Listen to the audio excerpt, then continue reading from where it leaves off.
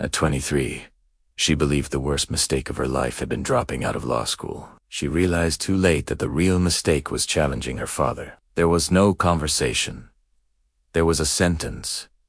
No shouting. No arguments. Just a cold decision. Helena would be sent to the countryside, to an isolated farm. Far from the city. Far from everything. The excuse was simple. To learn responsibility. The truth was darker. Her life had been negotiated long before that day. An old agreement. A forgotten debt.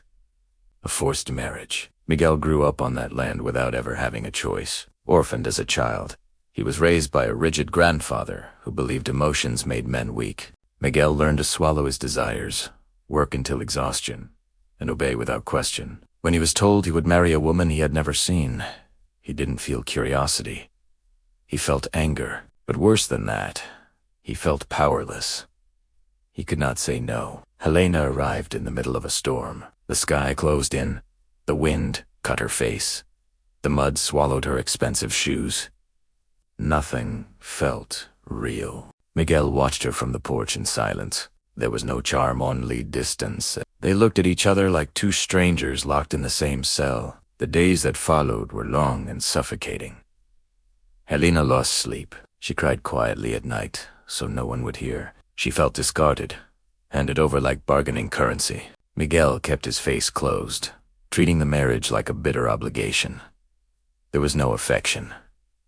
There was no touch. There was no promise. The house was large, but the air inside was heavy.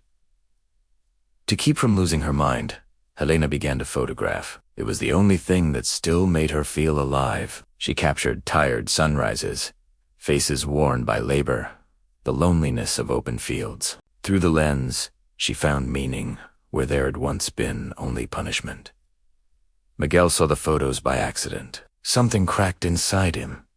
For the first time, someone saw beauty in the place that had always been just duty to him. One day, Helena cut her hand on a fence. Blood spilled fast. Miguel ran without thinking. He cleaned the wound gently, as if afraid of hurting her even more. He didn't say anything beautiful.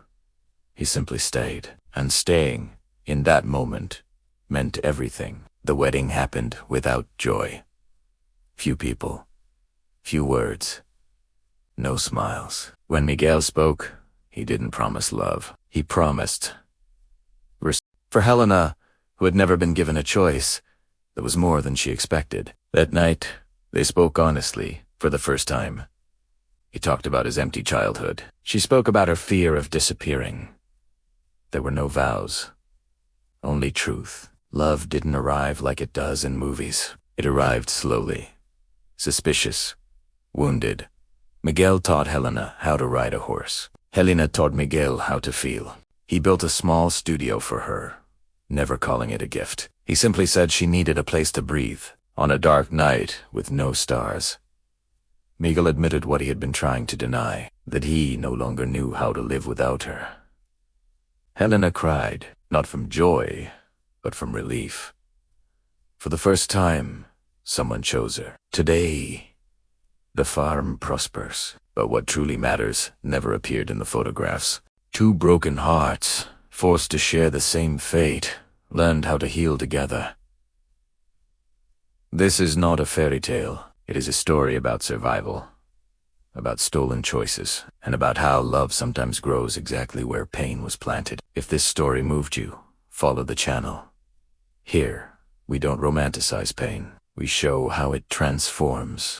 And if you liked this story, comment part 2 now, because what happened next was even heavier.